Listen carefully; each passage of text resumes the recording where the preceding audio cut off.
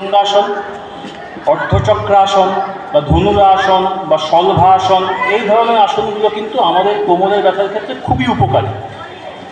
আমরা যদি লাম্বার স্পন্ডাইলোসিসকেই শুধুমাত্র কোমরের ব্যথার টার্গেট হিসাবে দেখি, এছাড়া হাঁটুর নির্দিষ্ট কিছু ব্যায়াম আছে। তার মধ্যে হাঁটুর জন্য যে মাসেলটা সবচেয়ে ইম্পর্টেন্ট সেটা হচ্ছে হাঁটুর কোয়াড্রিসেপস মাসেল, যেটাকে আমরা থাই মাসেল বলে থাকি।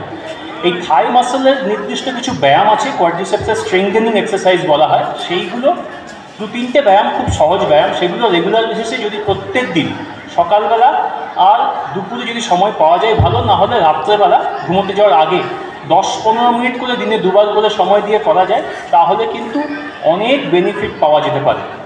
এছাড়া আমরা প্রথমেই যেটা বললাম যে সকালবেলা মর্নিং ওয়াক বা বিকেলবেলা ইভিনিং ওয়াক, একটা নির্দিষ্ট পেসে সারাদিনে অন্তত আধ ঘন্টা থেকে 40 মিনিট যদি সকালে মর্নিং বা ইভিনিং ওয়াক করতে পারা যায়, তাহলে